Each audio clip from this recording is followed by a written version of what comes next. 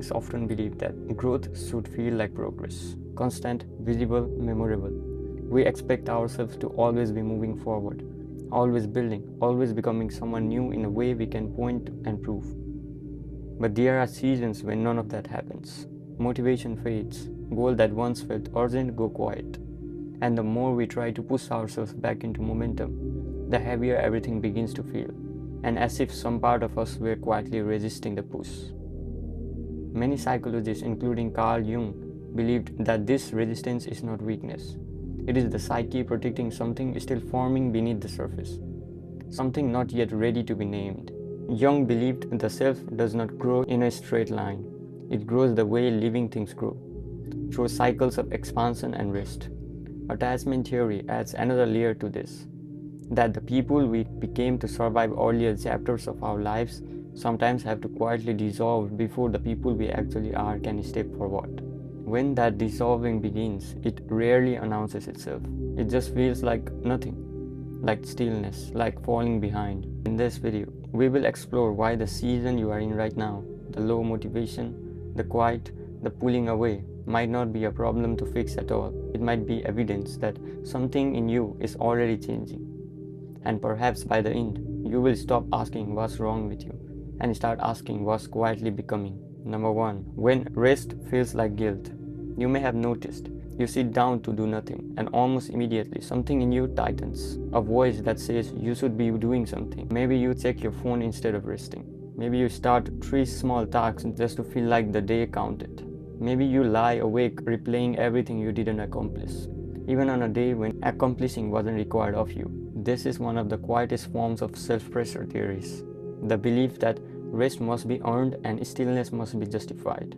Jung once wrote, "Knowing your own darkness is the best method for dealing with the darkness of other people." It's not really about laziness.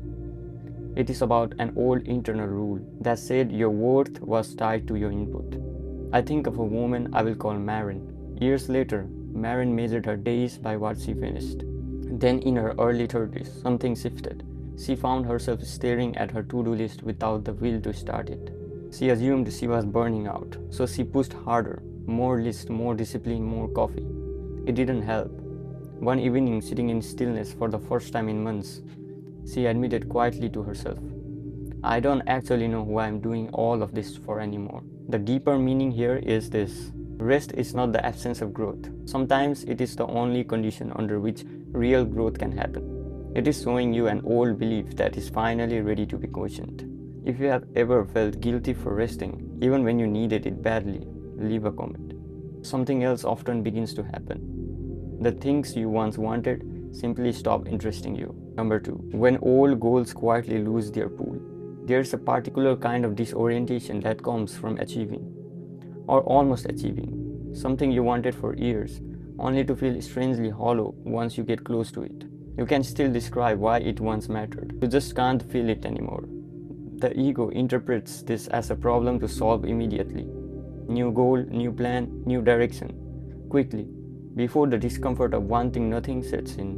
But from a developmental view, the fading of an old goal is not always loss. Sometimes it means the version of you who wanted that thing has already done their job and is ready to step aside. Think of a snake shedding its skin. The old skin doesn't fall away because it failed. It falls away because the body underneath has already grown past it. Human identity works in the same way. When a goal stops calling to you, it is sometimes simply outdated. Build a version of you that has already grown past it, even if the rest of your life hasn't caught up yet. People in this stage usually assume the silence is a problem with their drive. One version of you stepping back so another can step forward. If you have ever stopped wanting something you used to chase with your whole self, you are not broken. Number 3. When you start pulling towards solitude. Perhaps you have felt this too. A quiet, almost magnetic pull away from people. Group chats go unanswered longer. Invitations that once excited you start to feel like obligations. Many people panic at this signal. They assume withdrawal means depression and they force themselves back into socializing before they are ready. But there's a comment that was once left on a video like this one that has stayed with me. A viewer wrote, For almost a year, I barely wanted to see anyone. I thought I was losing myself. Looking back, I think I was finally meeting myself for the first time. This instinct toward solitude is, in many psychological traditions, considered a natural part of internal reorganization. Solitude isn't always isolation. Your own voice asking the rest of the noise to lower so it can finally be heard. What this is really saying is not that you need to disappear from your life. It's that some questions can be answered in quiet, and your instinct may already know that, even if your mind keeps calling it a problem. If you have ever pulled away from people without fully understanding why, leave a comment. I'm in that season right now. You might be surprised how many other people are sitting in the same quiet without ever knowing it. Thank you for staying with this so far. If any of this has described the season you are living in right now, take a moment and notice it. Not to fix it, just to recognize it. Sometimes simply being seen in a feeling is enough to make it lighter to carry.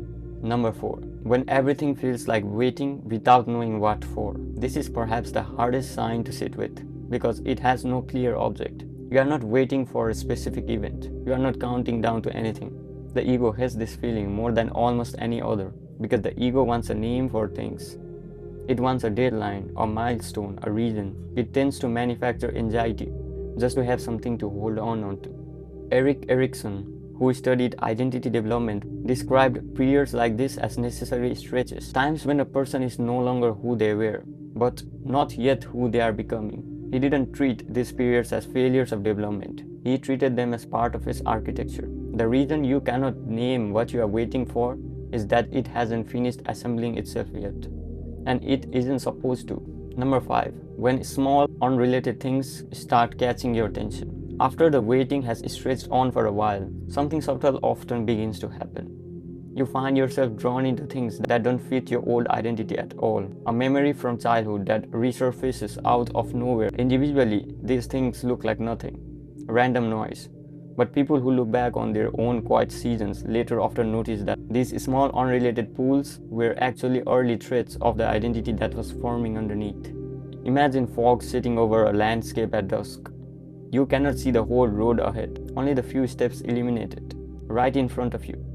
But each step you take reveals the next one, and only by walking, without demanding to see the destination first, does the road eventually become clear. What matters here is not chasing every small interest as if it must mean something profound. What matters is noticing them gently, the way you would notice a bird landing nearby. Number 6. When the wanting changes shape.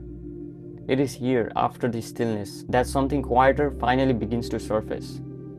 Not a return to who you were, and not yet a clear picture of who you were becoming, but a different quality of wanting.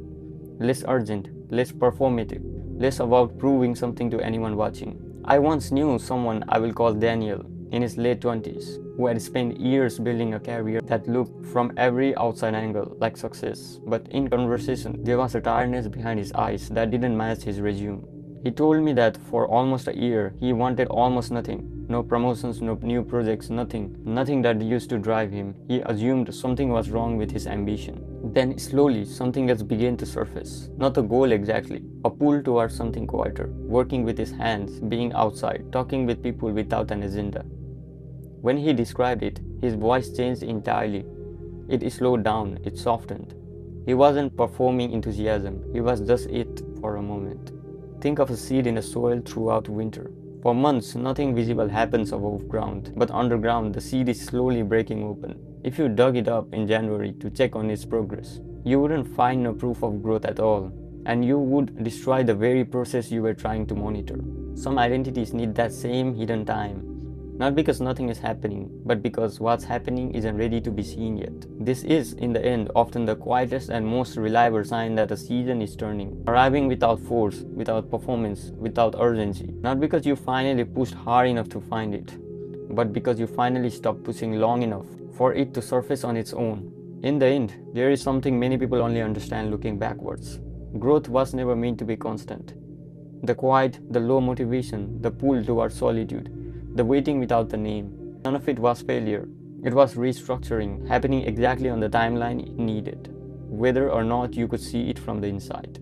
If this video met you somewhere you needed to meet today, consider pressing like and subscribing so we can keep exploring what it means to grow slowly. And if you are in a quiet season right now, unmotivated, uncertain, waiting for something you can't yet name, you are not behind. You are becoming. Let this season be slow.